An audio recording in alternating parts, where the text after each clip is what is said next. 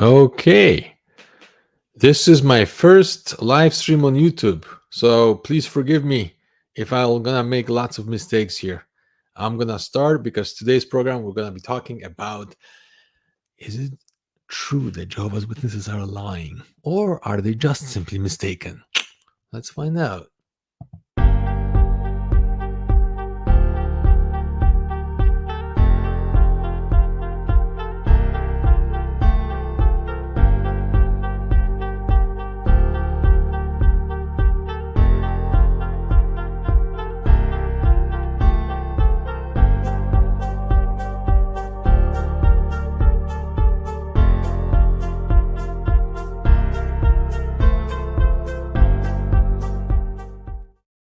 All right, all right. Welcome those who are watching and the majority of who will watch it later on. Big question. Are Jehovah's Witnesses are actually lying or they're simply mistaken? Well, I tell you what, with my experience, personal experience, I can only speak from my own personal experience. There were some moments when they actually asked me to lie. That's right. Jehovah's Witnesses had a direction coming from the governing body asking people to lie to the government officials. You might think, when? And he was actually super innocent. And to be honest, I actually supported them on this. What happened? Well, I applied for international building Kingdom Hall, right? I wanted to go somewhere. I was building Kingdom Halls here in Canada. I wanted to go internationally. So me and another brother from the congregation asked to be part of it. Now, he got approved. I didn't. And funny enough, when he got his assignment, he was shocked. He told me, he says, you know what's so funny? They actually asked me to lie at the airport. And I'm like, what? What are you talking about? He says, when you're at the airport, don't tell the officials that you're going to volunteer in order to build a kingdom hall or a assembly hall or whatever it is. It's better if you tell them, I'm going to see friends. And I was shocked by this because I'm like, well, who told you this? It was like, well, that was a letter from the watchtower that that's what we have to do. And the reason why they do this is because they don't want to be stopped. See, the government creates those rules because they are thinking that, oh, if we don't allow the volunteers to come from another country, then we're going to boost up our economy because whoever is the person building will have to hire workers. So this way, we're going to help to get rid of unemployment.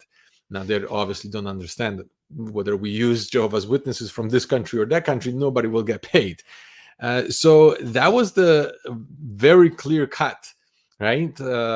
Direction that they were actually asking Jehovah's Witnesses to lie. Another one, when I was a kid, I had this debate conversation with an elder who was studying with me, and I was asking him if it's okay to lie, right?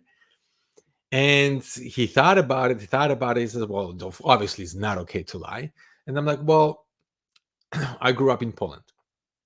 And I asked him, well, what if, let's say, there was a ban under Poland. So when I was a kid, you were not allowed to have meetings and go to service. What if a police officer catches you and he will ask you, are you in service? And you're going to end up in jail if you say yes. Is it okay to lie at that moment? And then he thought about it and he says, well, yes, at that moment he would lie. I'm like, well, then is it okay to lie or is it not okay to lie? And he explained to me, well, if by telling the truth you will damage the organization or Jehovah, its name or something like that, it's better to lie than to create the damage, right? Like if they will ask you, where are the witnesses hiding, right, during the ban? Where do you guys have the meetings? Are you in service? Are you going to tell the truth? It's better to lie. And that was his personal opinion. Don't get me wrong. That's not the official teaching of Jehovah's Witnesses. But that mindset is there.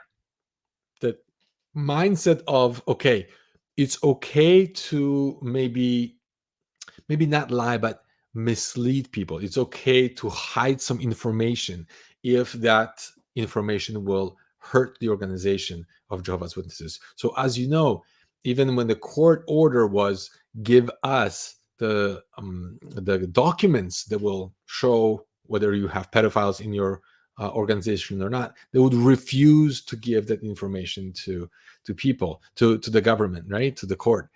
And they just don't want to answer, or they're misleading. And the huge misleading cases that I saw myself was during Australian Commission, right? When they would put the lawyer from Australia, and he would simply not answer the questions. He would says, "That's not my department. I don't know who works there. I don't know who takes care of the structure. I'm not aware of this. I'm not aware of that. That's not where I work." A top lawyer in Bethel doesn't know basic structural components of the organization. He knows everything, but he was basically misleading the court that he doesn't know, in order to make it more and more difficult for the judge to know what's truly going on. What about teachings? What about teaching? See, I had this debate with one elder. He's like, "Oh, you know what? Catholics, they lie like crazy, right?" I'm like, "I think they believe it. My half of my family are Catholics. I think they actually believe it when they go to church. Yeah. The people who go to church, they believe it. But the guys at the top, like the Pope, knows that the whole thing is wrong. The cardinals, they know that the whole faith is wrong. They're convinced. They're just spreading this because, church has been going on for so long, but they're at the very top. They cannot change it right now, but they're lying through their teeth to the people." And I thought about it. I'm like, I'm not convinced that they're lying. I think they actually genuinely believe it. Maybe there are some stuff that they're not telling the truth, but I think majority of the teachings, the Catholics, even at the top, sincerely believe it. And then when I woke up from Jehovah's Witnesses, that's what I heard all the time. They're saying, "No, they're just lying. The governing body is lying all the time." So when I read the book Crisis of Conscience, I'm like, "Oh, here's a person who was part of the governing body, who experienced the whole thing, and he knew what was happening behind the curtain." And truthfully, he woke up, and he was there for 9 years. So he was not there for like 6 months, 9 years of his life. So to say that the Jehovah's Witnesses, that the governing body is lying, we would have to admit that also Raymond Friends, while being on governing body position, he would also be accused of lying. Yet, when he was doing his research, he admitted himself that even though the evidence were pointing out to a different direction, but because of his beliefs, because of being engraved so deep into his mind, he dismissed even a very obvious evidence against some of the doctrines, like 607 or 1914, and he wrote the articles for it, even though the evidence were pointing out against it. Not because he wanted to mislead people, not because he wanted to lie to people, but because that's what he believed. And when he believed that something is true and accurate, you're just cherry picking data to support what you believe. We all do this. We all do this. It's one of the biases that we have as humans, and it's very difficult to get rid of. If you believe that something is true, you're just going to find out a whole bunch of evidence to support it. And that was his challenge. And only after many years and after seeing many things, the scales started tipping over for him. And even when he left the governing body, he still wanted to be a Jehovah's Witness. He went to another congregation, and he still wanted to remain as a witness. As you know, he was disfellowshipped simply for having a meal with somebody who disassociated themselves. So how about now? Do these guys sitting at the very top just make stuff up, and they know that the teachings are not true, and they're spreading them? I'm not convinced that that's what it is. I think they actually believe it. And the reason why I'm saying this is because I believed it so strongly that if 10 years ago somebody would ask me, "Hey, Jack, do you want to be a part of the governing body members?" and I would agree to it, I would be teaching exactly what they're teaching. I would be defending the same thing what they're defending, because that's what I was taught. That's the reality I was presented with. I accepted it as true. I supported it. I preached it. I believed it. And if I were in their position, I would have done the same thing. Now, there are some things that I'm listening from them and I'm scratching my head. I'm like, oh my gosh, guys, how did you come to this conclusion? It seems so illogical. Uh, but at the same time, I could say exactly the same thing about other religions, because I started studying other religions and I'm scratching my head and saying, come on, how do you believe this, right? And we can point out to see, studying other religions really helps, because sometimes when you, especially if you grew up as a witness, you could have this effect that, you know what, I was the only one that this happened to me. All my peers were growing up fine, but my childhood was all messed up because of being a witness. No, it wasn't. Trust me, there's tons of religions out there, tons of cults out there, very high control groups out there that messed up people 100 times worse than Jehovah's Witnesses. So no, we were not the best, we were not the worst. It was just what it was. And there's many teachings that Jehovah's Witnesses have that, you know what, you're scratching your head maybe right now thinking, how the heck used to believe this. Sometimes I'm thinking like, man, but that was the reality we were presented with, and we accept the reality with what was presented to us. The challenge is our brain always looks for patterns. We always look for patterns. We always look for connection. What is connection between this and this and this? And most of the time, unfortunately, we create a story with pattern that actually didn't happen, but it made sense. I'll give you an example. So years ago, right? People had huge pandemics. And now the scientists traced that most of the pandemics were actually coming from rats and mice. Now, the rats and mice didn't bite people. The fleas that were on rats and mice, they were biting people. They were biting the rats, and the flea was then biting a human. Now the disease spread to a human, right? What did people do when they were getting sick? They would gather together, worship whatever god or statue, or Jesus or Mary or whatever it was. They would gather together, pray together, kiss those statues, sing, and so on, and they would spread the disease among themselves. Now, there was a woman in the village that she had a cat. And if you have a cat, you don't have mice and you don't have rats in your house. And because you don't have mice and rats in the house, you don't have the fleas from mice and rats. And you didn't get sick. Now everybody's wondering, how come everybody's getting sick except that woman who has a cat and didn't show up for church? She must be a witch. That's why witches, still, if you draw a witch, there's a cat somewhere, okay? Because people made that connection that, oh, if you don't have the disease, therefore you're a witch. And they didn't realize that the fact that the woman had a cat prevented her from having the disease. But there was a piece of information that they were missing to come to the right conclusion. And it's the same thing with us. Sometimes we're just looking at what's happening and we're adding this up. Oh, on this broadcast, this is what they said. And in this watchtower, that's what they printed. And at this assembly, that's what was instructed. And we're creating story of they must know that they're lying because A, B, and C. The truth is, we don't know until somebody admits that they were actually purposely lying. We don't know. Maybe they were mistaken. Maybe they were not. Maybe they purposely misled people. We don't know. So all what we can say is, you know what? From what I see, there is a possibility that they purposely misled people. But we're not 100% sure. It might look like that, but it might not. See, that's why I encourage people to, when they wake up, to really sit and study history, study other religions, study science, because we can so easily be biased. And it happens in every religion. It happens even among scientists, right? So when the scientists are trying to figure it out whether something is true or not, they're creating groups. Group number one, group number two, group number three, minimum. The three groups don't talk to each other, and all these three groups are performing tests.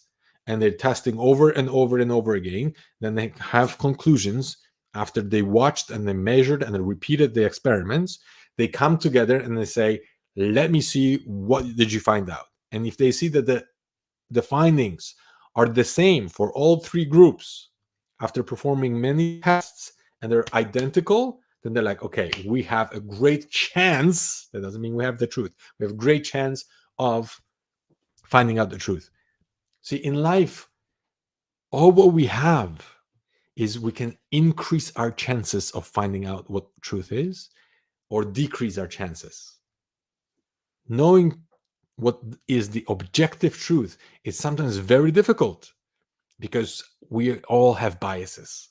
We all come up with, oh, I remember when this happened in my life back when I was a kid, X plus Y equals Z, and therefore I believe this. And somebody else experienced something totally different, and they will look at exactly the same evidence, and they will be in exactly the same situation, and will come to a different conclusion because their past experience is different. That's why when we come to conclusions today, we're thinking, you know what? Maybe this is the best what I know today, but chances are, if I find out more about this, my opinion might change, my point of view might change, my idea what is true will change. You got to leave yourself a little bit of a margin of error just in case there is more information that will come out later on. Now, what about the witnesses? See, even for Raymond Franz, it took so long to leave. And then he said one thing: I think they're victims of victims. That they're victims of victims because the ideology, okay, was passed from one person to another, one person, one generation to another generation, and from one Bible student to another Bible student. And when they change things, they don't see it as we've made a mistake. We did this wrong. And therefore, this new light is correct and the old one was wrong. They don't see it that way. They see it as an upgrade. It's like your phone was upgraded with better features. The company doesn't say, oh, the old phone was all bad and we lied to you. No, that was the best piece of technology we had at that time. Now we have a better piece of technology. And they see that same thing when it comes to their understanding. They're thinking that was the best understanding at that time. Today we have an upgraded understanding. Now, challenge with that is if you know that you've been wrong many times before, okay, and you can't expect people to be perfect because you're not perfect. And you've lied yourself too. And I lied. We all lied. We're all humans. But the problem is when you tell people, hey, this is our current understanding, our best understanding that we have so far. But if you disagree with it, then there will be consequences to you. You're going to be called an apostate and nobody will talk to you. We're going to remove you from the congregation. And you know the consequences. I don't have to tell you. That's where they're crossing the line because they're making their beliefs obsolete, even though their own beliefs change. And they say, oh, today we're not allowing people to transplant organs because that's cannibalism. And then tomorrow we're changing the policy on that one and says, from now on, it's okay, right? You're playing with people's lives. And I think some of the doctrines are actually very dangerous, right? So going forward, what do you do? Do you accuse people of lying? Do you believe everything that XJWs are saying? That's another story. See, when you're in love with someone, okay, what does the person do wrong? Nothing. Absolutely nothing. When you're in love with someone, you're as blind as a bat. Okay? You just see everything that person does, and then whatever they do it perfectly. They just do it good. And you love them no matter what. And if somebody comes and says, hey, hey, hey, hey, they're not as perfect as you think. Look at this, look at this, look at this. Are you going to accept this? Oh, no. You're going to get upset at the person who's pointing out all those mistakes. You're going to justify it. You're going to say, that's fine. That's no problem. You love them. You are infatuated, and there are blindfolds on your eyes, and you're just going after the person. However, at one point, that relationship breaks and you start feeling resentment. And when you resent somebody, you cannot see anything good about them. No matter how many wonderful times you had together, you can't see anything good. And now you're switching to, I see all the problems, right? How many people after divorce cannot mention one good thing that their spouse did before? They're just mentioning the bad things, how horrible that person is, how abusive he was, how narcissistic that was, and so on and on and on. That's how it is with a lot of ex-Jehovah's Witnesses. When they were witnesses, they were blind. They were just looking at what Jehovah's Witnesses do, and that was the best Bible, the best unity, the best love, the best community, the best translations, you name it. It was everything was the best, the best, the best, the best. If somebody criticized Jehovah's Witnesses, they would close their ears and they said, there is not true. They would separate themselves from people who would show any type of criticism, but anything good about them? Of course, right? Because they were in love, they were blind, infatuated with the organization. But guess what happens when you become an ex-Jehovah's Witness? You become so resentful that you cannot see anything good. All the good things that there were before, you're blind to them. And all what you see is mistakes. All what you see is problems. All what you see is the misconceptions, the hidden truths, or maybe even lies. The truth is somewhere in the middle. Nobody's perfect, and neither are you, neither am I. We all had moments when we were angry and bitter, and we said things that we later on regretted, and so did the people in the organization. So I think the good balance is to remember that we can't be infatuated and we can't be resentful, because those two opposing places will create blind spots in our minds, and we won't be objective about the situation. So, in conclusion, I'll say, you know what? Remember, when somebody tells you something, it's their opinion. And usually it was based on their experience, what they have seen and experienced in their life. That doesn't automatically means it's true. There's tons of stuff out there on the internet, a lot of accusations made, and people who are resentful towards the Watchtower, they just accepted us. It must be true just because somebody had the courage to speak up and say this or that, accusing Watchtower or accusing the governing body members or whatever. And just because they said it, it must be true. We've got to be a little bit more objective about that. If we put the feelings aside and look at from the side what it really is, chances are we'll be closer to the truth. Thanks for watching. I'll see you guys on the next one.